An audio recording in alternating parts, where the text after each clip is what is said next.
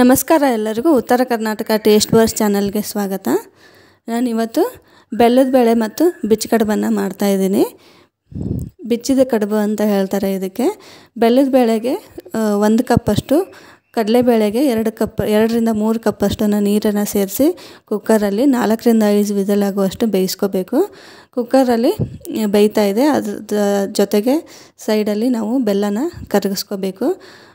1 ಕಪ್ಪಷ್ಟು ಬೇಳೆ ತೊಗೊಂಡ್ರೆ ನೀವು ಅರ್ಧ ಕಪ್ಪಷ್ಟು ಬೆಲ್ಲ ತೊಗೊಂಡಿದ್ದೀನಿ. ಅದಕ್ಕೆ 1 ಕಪ್ಪಷ್ಟು ನೀರನ್ನು ಸೇರಿಸಿ ಬೆಲ್ಲ ಪೂರ್ತಿ ಕರಗೋವರೆಗೂ ಕುದಿಸ್ಕೋಬೇಕು.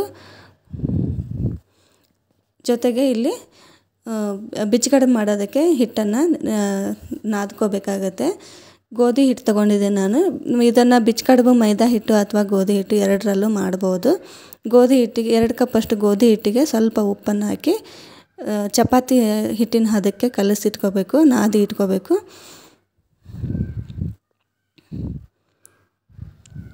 ಬೆಲ್ಲದ ಬೇಳೆ ಜೊತೆಗೆ ಬಿಚ್ಚಿ ಕಡುಬು ತುಂಬ ಚೆನ್ನಾಗಿರುತ್ತೆ, ಟೇಸ್ಟಿಯಾಗೂ ಇರುತ್ತೆ. ಹಾಗೆ ಮೈದಾ ಹಿಟ್ಟಿನ ಬದಲು ನೀವು ಗೋಧಿ ಹಿಟ್ಟಲ್ಲೇ ಮಾಡಿಕೊಂಡ್ರೆ ಇನ್ನೂ ಆರೋಗ್ಯಕ್ಕೆ ಒಳ್ಳೆಯದು ಅಂತ ಗೋಧಿ ಹಿಟ್ಟಲ್ಲಿ ಮಾಡ್ತಿದ್ದೀವಿ. ಹಾಗೆ ಇಲ್ಲಿ ಬೆಲ್ಲ ಕೂಡ ಕರಗಿದೆ. ನಂತರ ಬೇಳೆನ ಬೇಯಿಸ್ಕೊಂಡು ಇನ್ನೂ ಸ್ವಲ್ಪ ನೋಡ್ಕೋಬೇಕು. ಬೆಂದಿಲ್ಲ ಅಂದರೆ ಮತ್ತೆ ಸ್ವಲ್ಪ ನೀರು ಸೇರಿಸಿ ಮತ್ತೆ ಒಂದೆರಡು ವಿಸಲ್ ಬೇಯಿಸ್ಕೊಂಡು ಬೆಂದ ನಂತರ ಚೆನ್ನಾಗಿ ಮಗಿಸ್ಕೋಬೇಕು. ಇವಾಗ ಬೆಲ್ಲದ ಬೇಳೆ ಮಾಡೋದಕ್ಕೆ ಒಂದು ಬಾಣಲೆಗೆ ತುಪ್ಪ ಹಾಕಿ ತುಪ್ಪದಲ್ಲಿ ಗೋಡಂಬಿ ದ್ರಾಕ್ಷಿನ ಹುರಿತಾ ಇದ್ದೀನಿ.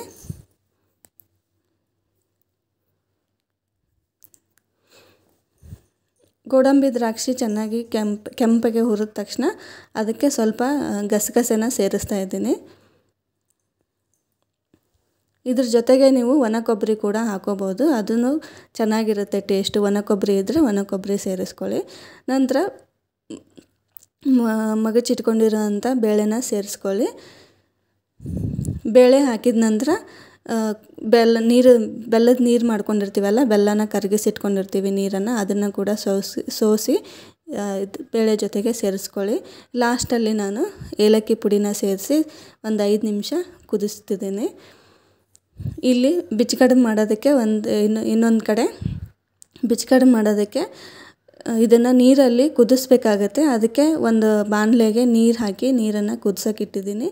ಹಾಗೆ ಇಲ್ಲಿ ಚಿಕ್ಕದು ಉಂಡೆ ಗಾತ್ರದಲ್ಲಿ ತಗೊಂಡು ಪೂರಿ ಥರ ಲಟ್ಟಿಸ್ಕೋಬೇಕು.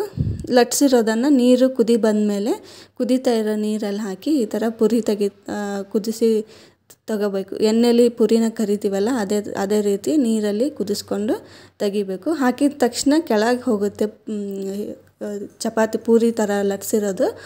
ಅದು ಮೇಲೆ ಬಂದ ತಕ್ಷಣ ನಾವು ತೆಗೆದ್ರೆ ಬೆಂದಿರುತ್ತೆ, ಬೇಗನೆ ಆಗೋಗುತ್ತೆ. ಒಂದು 2ರಿಂದ 3 ನಿಮಿಷದಲ್ಲಿ ಬೆಂದ್ಬಿಡುತ್ತೆ. ಮೇಲೆ ತೇಲಾಡೋಕ್ಕೆ ಸ್ಟಾರ್ಟ್ ಆದ ತಕ್ಷಣ ತೆಗೆದ್ಕೊಂಡ್ಬಿಟ್ರೆ ಬಿಚ್ಚಿ ಕಡುಬು ರೆಡಿ ಆಗುತ್ತೆ. ನೀವು ಕೂಡ ಹಬ್ಬದಲ್ಲಿ ಈಸಿಯಾಗಿ ಬೇಗನೆ ಮಾಡುವಂಥ ರೆಸಿಪಿ, ಹಾಗೆ ಟೇಸ್ಟಿಗೂ ಕೂಡ ಚೆನ್ನಾಗಿರುತ್ತೆ. ಒಂದ್ಸಲ ಟ್ರೈ ಮಾಡಿ ನೋಡಿ. ಹಾಗೆ ನಮ್ಮ ಚಾನಲ್ನ ಇನ್ನೂ ಸಬ್ಸ್ಕ್ರೈಬ್ ಮಾಡಿಲ್ಲ ಅಂದರೆ ದಯವಿಟ್ಟು ಸಬ್ಸ್ಕ್ರೈಬ್ ಮಾಡ್ಕೊಳ್ಳಿ. ಹೇಗಿತ್ತು ಅಂತ ಕಮೆಂಟ್ ಮಾಡಿ ತಿಳಿಸಿ. ಹಾಗೆ ಲೈಕ್ ಮಾಡೋದನ್ನು ಮರಿಬೇಡಿ. Thank you for watching.